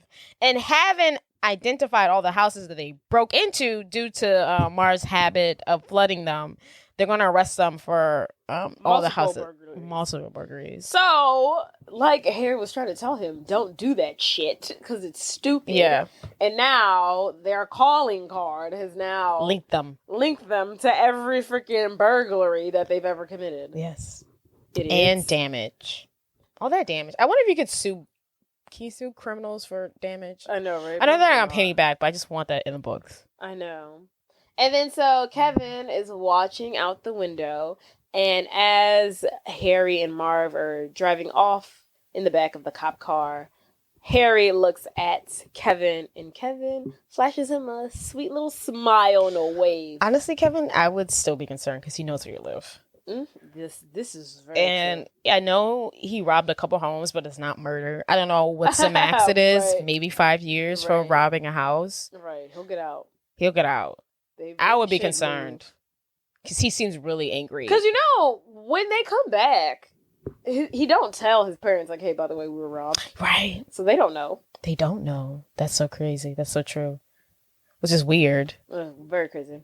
I wonder if eventually he does have to mention it because, his dad finds that go-to. I don't know if it comes out. But so Kevin back at home. He's bringing in Christmas now because it's Christmas Day all by himself. He wakes up looking for his mom Christmas Day because he's like, okay, now my reversal wish must work. But he goes downstairs. He's disappointed to see that his family is still gone. But just as he's about to give up hope, Kate arrives. She comes through the door and she says, Kevin! He says, Mom! And they look at each other and they reconcile. They say, I'm sorry, I miss you. I love you, baby. Come here. Tears, hugs, love. I just don't buy it. I just don't buy it. What I happens don't think he likes her, and I don't think she likes him. in the second one? They get in a fight because of the choir thing. Yeah. Choir. He's like pushes Buzz. Or yeah, something. and he like knocks everyone down. That was a little more like, dude, what were you thinking? Yeah. That was a little more like, yeah, you'd be in trouble for that. So after their sweet embrace, Kevin turns to his mom and he's like, "Where's everyone else?" And she's like, "Oh, sweetie, they wanted to come, but..." Then, as she's saying that, they bust through the door, Peter, Buzz, and the 15 other children. Everybody. that he I'd had. have been like, just keep immediate family only. It was just the immediate family. Oh, was it? was Okay. just them. Okay, I thought it was everybody. It was. And then the mom's like, how did you get here? And he's like, we took the flight on Friday morning that you didn't want to take. We got here 2 minutes after you. So. But come on, to be fair, I just can't sit in a hotel in Paris. I would at least have to get to America. Yeah, and then once she got to America, she should have got a hotel that night and freaking screamed. But I didn't like the way he was like, we just took that flight 2 days later that I told you to take. Are you fucking kidding me? You just wanted me to chill and sit around the hotel room while my son was here and I could. It would have been one thing. Peter did. It'd have been one thing if I could have contacted him and talked to him on the phone. Yeah. But the fact I couldn't contact him, we need to go see if my son's dead or not. Robbed, killed, stolen. That's true. That's true. Mm. But the family comes in. They're all happy to see Kevin is still alive and well. And even Buzz turns to his little brother and says, hey, Kev, it's kind of cool you didn't burn the place down. Thanks, Buzz. And I think that someone was like, we need milk. And Kevin's like, oh, I did grocery shopping already. Like, you don't need to. Why was that her first thing? She was like, what's up with her milk? Because at the beginning of the movie, she's like, I have milk. Y'all better be drinking. Yeah. And then she's like, oh my God, we don't have any milk. That's propaganda. Back in the day, they were really pushing milk on us. And this must have been part of it. They were like, drink your milk. That's bone strength. Bone strength. Someone must have paid the Milk Association. But Kevin's like, I did grocery shopping. And they're like, you went grocery shopping, Kevin? Maybe you're not a child and, They're like, the kid can't even watch his own ass. And now he's going grocery shopping? They're so rude. They're like, oh my God, you're 5. You don't have to do anything? What the Right. hell? Yeah, he doesn't. He's literally 6 years old. Yeah. Is he 6? I think he's 8. He's 8. But still, a child. It's 3 years from 5. Yes. Exactly. It's basically the same thing. It's basically a toddler. Boys mature slower than girls. Right. He might as well be 3 years old. Right. But yes. So, and then they ask, like, is everything okay? And Kevin does not mention the whole Harry and Bob situation. So what did you do this whole time? And he was like, oh, just chilled out. So. I wonder if he realized, like, they went on vacation. When does it click for him that his wish didn't come true and they just went on vacation? I think he knows. He was supposed to go. So, yeah, he knows that they went on vacation. No, he thought his wish came true. Because when he goes downstairs and he looks for the cars. But he knew that they were all going to Paris the next morning, is what I'm saying. No, I don't think he... You don't think he ever knew... He had to pack a bag. They're like, go pack Jay, a bag. I think he forgot. I think he thought his wish he's 8. Because he goes downstairs. He's 8, but he's not 5, okay? He goes downstairs. No, but he goes downstairs and he sees the cars in the driveway. And he's like, they didn't go to the airport. Because he thought they would drive to the airport. He didn't realize that they took buses. So he was like, my wish did come true. Right, I think then he did. But I think when they come back and he's like, Hopefully. where's everybody else? And she's like, oh, they wanted to I hope. Yeah, I'm hoping it clicked. But I'm pretty sure it clicked. I mean, he went to Santa and he was like, can you make my family come back? He thought his wish came true is what I'm trying to say. Okay. He thought his wish came true. Okay. I don't think it fully clicked that they just went to Paris and they forgot him, which is a even worse reality to come to terms with. He does say that though. He's like, did they forget me? Yeah, he does say that, but he thinks that he's like, my wish came true. I think he thinks his wish came true in the form of them forgetting about him. I don't think so. Okay, maybe. Like, I think we're both correct. Like, yeah, he thinks his wish came true, but how it came true is that they forgot him. Maybe. And went off to the airport with him. Maybe. I don't think he thought they were ever coming back. I believe we're going to have to agree to disagree. Amen. So, yes. Some important things to note. Later, Peter was walking around the house and he finds Harry's gold tooth that came off, I think when he was getting hit in the head with a paint can. He found his gold tooth? He was like, what is this? And I'm assuming they mentioned that because maybe Kevin's going to tell them everything that happened. Because, like, where did this come from? And then Kevin goes to look outside the window and he's looking upon old man Marley's home. And he sees that Marley reconciled with his son, or like his son came over and he sees him hugging his granddaughter and his daughter-in-law's there. And they seem to be having a great time and everything worked out. Seems to have worked out when Buzz is yelling, Kevin, what did you do to my room? His room is a mess. Yeah, he destroyed his room. And cutscene. Skirt. End of movie. Great holiday fun. 10 out of 10. Would recommend. Don't forget to like, I subscribe, know. rate, review, comment, all those fun things. And don't forget to tell yourself in the beginning of the podcast to do that because I always forget. I'm going to just make a note when I make these podcast notes just to say in the beginning, Jordan. Because what the fuck? Don't beat yourself up about it. All right, guys. Happy holiday seasons. Happy holidays. Hope you're enjoying yourself. I hope Happy Kwanzaa. Today's Kwanzaa. Happy Hanukkah. Happy Hanukkah. Happy Merry Christmas. Merry Christmas. Happy all Those other holidays You that I can't don't think know off the top yes. of my head. I hope you don't have to work. And I hope you have off until the New Year's, baby. So after the New Year. So after the New Year's. Like me. Girl, I can't. Bless y'all, because I already looked at an email from work and these motherfuckers got me annoyed already. Period. You can always go back to the Foundation for Louisiana. Girl, I'm about to go apply to some jobs after this. Okay. After I finish editing this podcast. I was like, I read those emails, so let me go apply to some jobs. You're so funny. All right, That's bye, why you're guys. listening to TikTok about government jobs. Yes, Lord. Pay me Hello. my money. All right, guys. Okay. Bye. Bye. Talk to you later.